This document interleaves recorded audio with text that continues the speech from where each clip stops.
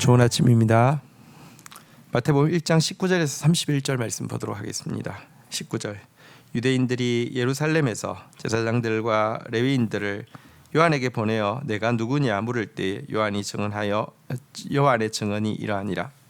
20절 요한이 드러내놓고 말하고 숨기지 아니하니 드러내어 하는 말이 나는 그리스도가 아니라 한대. 21절 또 묻되 그러면 누구냐? 내가 엘리야냐? 이르되 나는 아니라. 또 묻되 내가 그 선지자냐? 대답하되 아니라. 22절 또 말하여 누구냐? 우리를 보낸 이들에게 대답하게 하라. 너는 내게 대하여 무엇이라 하느냐? 23절 이르되 나는 선지자 이사야의 말과 같이 주의 길을 곧게 하라고 광야에서 외치는 자의 소리로라 하니라. 그들은 바리새인들이 보낸 자라.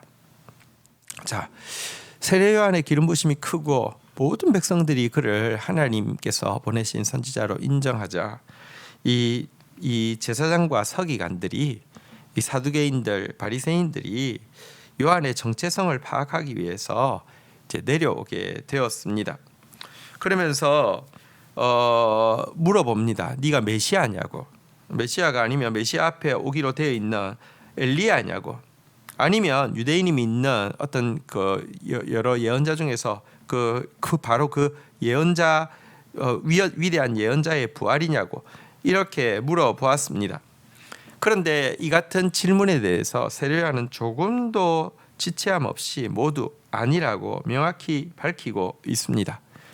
그러자 이 바리새인들은 그렇다면 너는 너는 너 자신을 누구라고 하느냐라고 질문을 했습니다. 자기를 보낸 이에게 줄 답을 명확히 달라고 했습니다. 자, 그러자 그는 이사야의 예언을 인용하여서 말합니다.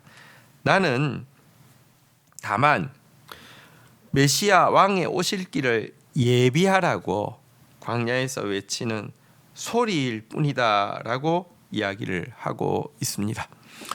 여러분, 위대한 일을 하는 데 있지 않고요. 자신이 누구이며 자신의 사명이 무엇인지를 정확하게 깨닫고 여기에 대해서 어떤 것도 가감하지 않는 단호한 자세를 취하는 것에서 위대함이 시작되어집니다. 이것이 세례 요한의 위대함입니다. 나는 그저 외치다가 사라지는 소리에 지나지 않는다. 그리고 내가 외치는 메시지는 왕이 가까이 오신다. 메시아가 가까이 오신다. 너희는 주의 길을 곧게 하라. 평탄하게 하라는 음성입니다. 이렇게 답을 했습니다. 25절입니다. 또 물어 이르되 내가 만일 그리스도도 아니요 엘리야도 아니요 그 선지자도 아닐진데 어찌하여 세례를 베푸느냐. 26절 요한이 대답하되 나는 물로 세례를 베풀거니와 너희 가운데 너희가 알지 못하는 한 사람이 섰으니. 27절 곧 내 뒤에 오시는 그이라. 나는 그의 신발끈을 풀기도 감당하지 못하겠노라 하더라. 28절 이 일은 요한이 세례를 베푼던 곳 요단강 건너편 베다니에서 일어난 일이니라. 자, 그러자 그들은 이렇게 따져 물었습니다. 그렇다면 너 같은 자가, 자격도 없는 자가 어떤 자격으로 세례를 베푸느냐라고 이제 묻게 되었습니다. 여기에 대해서 그는 무엇이라고 대답했습니까?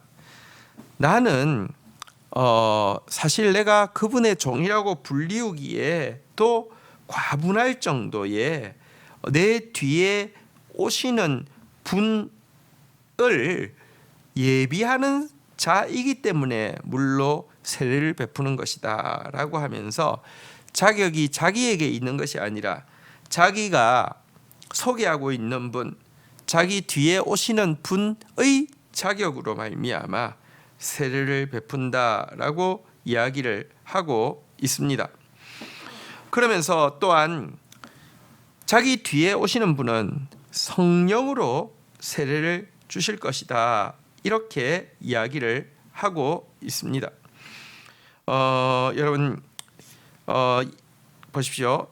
그는 자기가 어떤 주인공이라고 생각하지 않았고 자기가 자격이 있어서 어떤 일을 한다라고도 생각하지 않았습니다.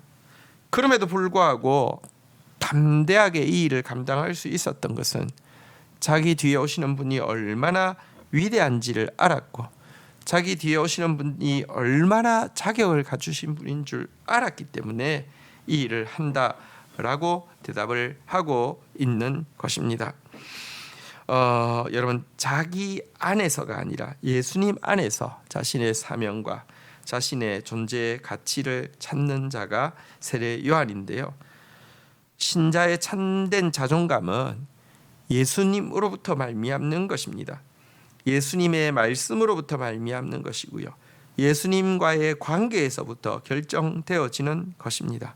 그래서 사실 성경에서 세례 요한을 여인이 낳은 자 중에서 가장 큰 자라고 이야기하는데 가장 큰 업적을 이루어서 그렇습니까? 그렇지 않습니다.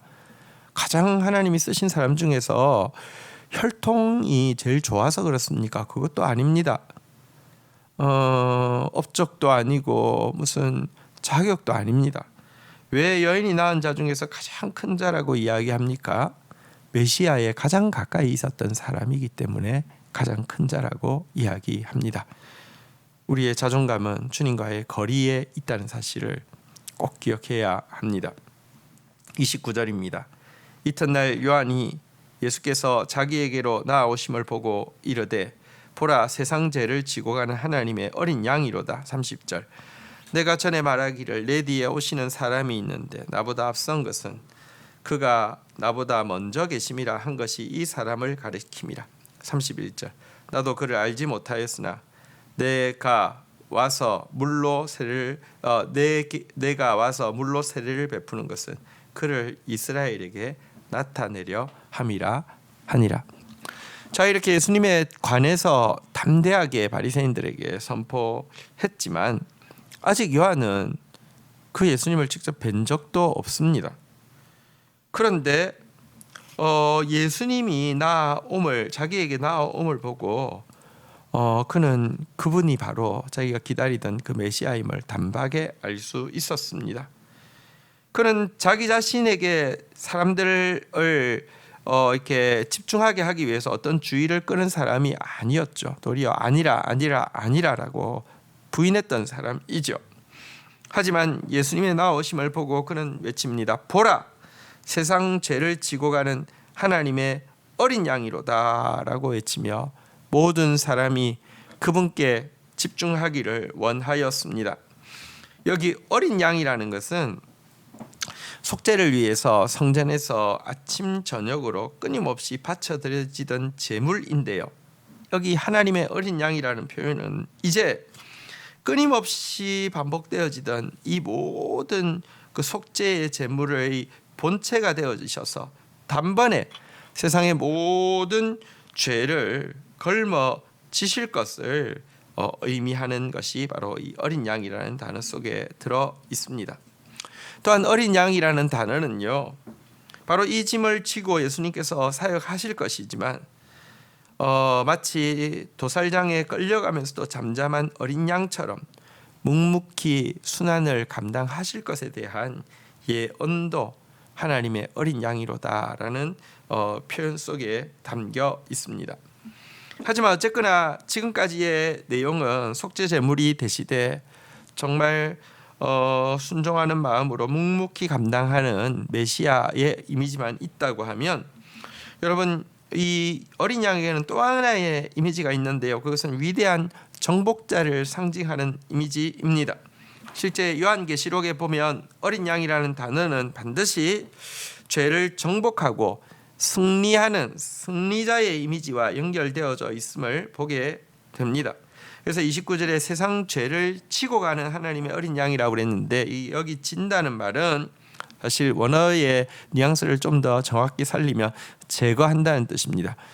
세상의 모든 죄를 제거해 버리신다. 이것은 이제 승리자의 모습이시죠. 어쨌든 그는 이 어린 양에게 집중하라고 백성들을 환기시키고 있습니다. 우리는 바로 그 어린 양, 우리의 대속주가 되시고 인내로서 십자가를 지신 주님, 그러나 그것으로 우리의 모든 죄를 제거하신 승리자이신 어린 양 예수 그리스도를 따르는 존재들입니다. 주신 말씀 붙잡고 기도하며 나가도록 하겠습니다. 주님, 세례요한은 자기의 정체성을 또 자기의 가치를 자기 자신에게서 찾지 않고 자기 뒤에 오시는 예수 그리스도와의 관계에서, 예수 그리스도의 신분에서, 예수 그리스도께서 맡기신 사명에서 찾는 자임을 보게 됩니다. 우리의 참된 자존감은 예수 그리스도와의 거리에 있으며 예수 그리스도께서 맡겨주신 사명에 있으며 예수님과의 관계에 있다는 사실을 끊임없이 기억하고 정말 주님 안에서 자기를 발견하며 주님으로 말미암아 담대한 자 되어질 수 있도록 은혜를 더하여 주시옵소서. 예수 그리스도 하나님의 어린 양을 찬양합니다. 우리 모든 사람의 죄의 값을 걸머지신 주님을 찬양합니다. 묵묵히 도살장에 끌려가면서도 입을 열지 아니하고 우리의 이름을 불지 아니하고 우리의 모든 대가를 기꺼이 감당하신 주님을 찬양합니다. 뿐만 아니라 승리의 어린 양 되셔서 세상의 모든 죄를 제거하시고 이 땅 가운데 기필코 하나님 나라를 이루실 승리자이신 예수 그리스도 찬양합니다. 그 예수 그리스도 쫓아가는 저희들이 되게 인도하여 주옵소서. 예수 그리스도의 이름으로 기도 올립니다. 아멘. 오늘 저녁 금요 부흥 집회에 있습니다. 2025년도 좋은 것을 아끼지 아니하시고 주실 주님 앞에서 또 첫 주중 예배에 또 마음 모아서 함께하며 나아가기를 축복합니다. 감사합니다.